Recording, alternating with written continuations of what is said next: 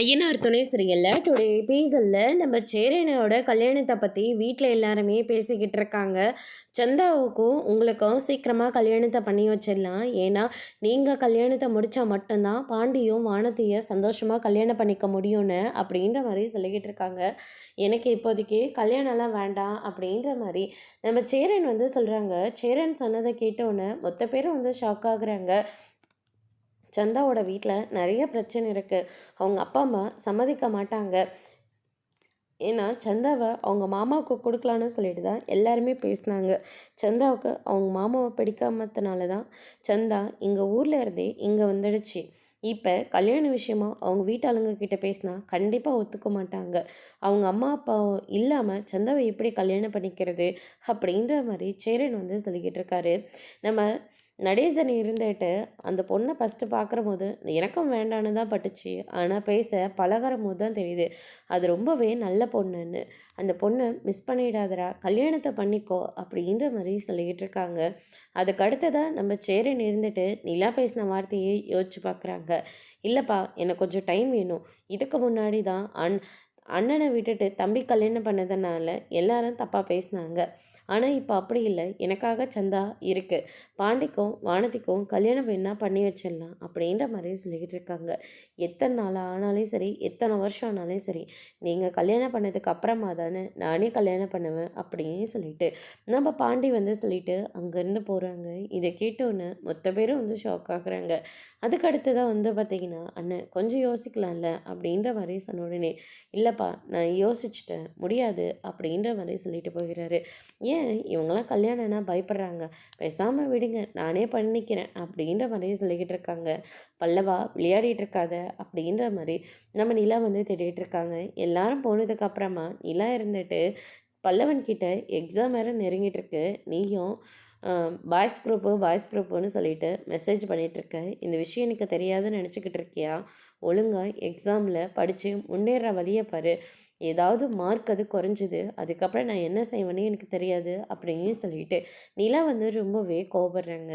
அதெல்லாம் நல்லா எழுதிடுவான், நீ நல்லா படிச்சிருக்கேன் அப்படின்ற வரைய பல்லவன் சொல்லிட்டு போயிடுறாரு. அதுக்கு அடுத்ததாக பார்த்திங்கன்னா, அடுத்த நாள் காலையில் நம்ம நிலா இருந்துட்டு ஒரு இன்டர்வியூக்காக கிளம்பி போகிறாங்க. திரும்பி வராங்க. காரில் பார்த்தா நம்ம சோழன் கதவெல்லாம் லாக் பண்ணிக்கிட்டு உள்ளே தூங்கிட்டு இருக்காங்க. சோழன் கதவை திறங்க அப்படின்ற மாதிரி சொல்லிக்கிட்டு இருக்காங்க. சோழன் நல்லா தூங்கிட்டு இருக்கிறதுனால அவரால் எந்திரிச்சு கதவை திறக்க முடியல. அதனால் வேறு வழி இல்லைன்னு சொல்லிட்டு ஃபோன் பண்ணுறாங்க. கதவை திறங்க அப்படின்ற மாதிரி சொல்லிக்கிட்டு இருக்காங்க. வந்துட்டிங்களா? சாரிங்க, கதவை லாக் பண்ணிவிட்டு தூங்கிட்டேன், அதான் நான் பார்த்தனே. சரி, போன விஷயம் என்னாச்சு அப்படின்னு சொல்லிட்டு கேட்கவும், எக்ஸ்பீரியன்ஸ் சர்டிஃபிகேட் இல்லை, நீங்கள் இப்போ தான் நியூவாக ஜாயின் பண்ணுறீங்களா அப்படின்னு சொல்லிட்டு வேலை தரமாட்டேன்னு சொல்லிட்டாங்க அப்படின்ற மாதிரி ரொம்பவே வருத்தப்பட்டு சொல்லிக்கிட்டு இருக்காங்க. அந்த பர்சனல் விஷயத்தெல்லாம் நம்ம சொன்னோம் எதுக்கு, அதனால தான் நான் எதுவுமே சொல்லாமல் வேலை இல்லைன்னு சொன்னதுமே நான் பேசாமல் கிளம்பி வந்துட்டேன் அப்படின்னு சொல்லிட்டு நிலா நடந்த எல்லா விஷயத்தையும் சொல்லிக்கிட்டு இருக்காங்க. அதுக்கு அடுத்து தான் நம்ம சோழன் இருந்துட்டு எதுக்காகவும் வருத்தப்படாதீங்க, எந்த ஒரு எக்ஸ்பீரியன்ஸ் இல்லாமல் தான் அந்த ராகவோட கம்பெனிக்கு வேலைக்கு போனீங்க. ஆனால் பொண்ணுங்கக்கிட்ட எப்படி நடந்துக்கணும்னு தெரியாத இந்த ஸ்டூப்பிட் கிட்ட இருந்து வெளியே வந்துட்டீங்க. இதை விட நல்ல கம்பெனியாக உங்களுக்கு கிடைக்குங்க. அதான் கோல்டு மெடல்லாம் வாங்கியிருக்கீங்களா, அவங்களாம் அதெல்லாம் பார்க்கலைங்க, எக்ஸ்பீரியன்ஸ் மட்டும்தான் பார்த்துட்ருக்காங்க அப்படின்னு சொல்லிட்டு நிலா ரொம்பவே வருத்தப்படுறாங்க. சோழன் இருந்துட்டு எதுக்காகவும் வருத்தப்படாதீங்க, இந்தாங்க அப்படின்ற மாதிரி சாக்லேட் எடுத்து கொடுக்குறாங்க. என்ன இது, என்னன்னு தெரியல, நீங்களே சொல்லுங்க பார்க்கலாம். சாக்லேட்டு அப்படின்ற மாதிரி சொல்லிக்கிட்டு இருக்காங்க. அதான் உங்களுக்கே தெரியுதில்ல சாக்லேட்டுன்னு, என்னன்னு கேட்டால் நான் என்னத்தை சொல்ல, சாப்பிடுங்க. நீங்கள் இன்டர்வியூவில் பாஸ் ஆகிட்டாலும் சரி, இப்படி ஃபெயில் ஆனாலும் சரி, ஒரு ஹோப் கொடுக்கலான்னு சொல்லிட்டு தான் இந்த சாக்லேட்டே நான் உங்களுக்கு ப்ரெசென்ட் பண்ணுறேன் அப்படின்ற மாதிரி சோழன் சொல்லிகிட்ருக்காரு. அதுக்கடுத்து தான் நம்ம நிலாவும் அதை வாங்கிக்கிறாங்க. சாப்பிடுங்க அப்படின்ற மாதிரி சொல்லிக்கிட்டு இருக்காங்க. சாப்பிட்ற மூடு இல்லை, நான் அப்புறமா சாப்பிட்டுக்கிறேன் அப்படின்ற மாதிரி சொல்லிக்கிட்டு இருக்காங்க. கொஞ்சம் தூரம் வண்டி ரன் ஆன போதே சோழனும் எவ்வளவோ பேசி நிலாவோட மனசை மாற்றிடலான்னு பார்க்குறாங்க. ஆனால் நிலாவோட மனசு கொஞ்சம் கூட மாறவே இல்லை. ரொம்பவே வருத்தத்தோடு தான் இருக்காங்க. திவ்யா ஃபோன் பண்ணுறாங்க. நிலா, உங்களை பார்க்கணும், நீங்கள் எங்கே இருக்கீங்க? இப்போ தான் ஒரு இன்டர்வியூக்கு போயிட்டு வரேன், நானும் வேலையை விட்டு நின்றுட்டேன், உங்கள பார்த்து கொஞ்சம் பேசணும். நான் சொல்ற இடத்துக்கு வர முடியுமா?" அப்படின்ற மாரி சொல்றாங்க.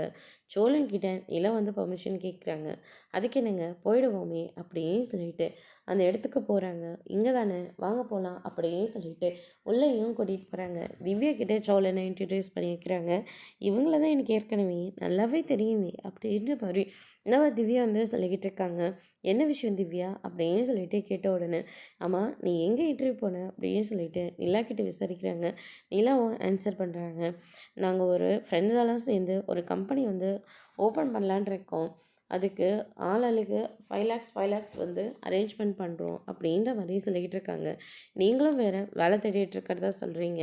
நாம் எதுக்காக நம்ம திறமையை வேற ஒருத்தர்கிட்ட காட்டணும்?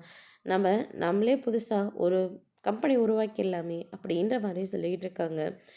ஆனா என்கிட்ட அவ்வளோ அமௌண்ட்டெல்லாம் இல்ல அப்படின்ற மாரி சொல்லிக்கிட்டு இருக்காங்க.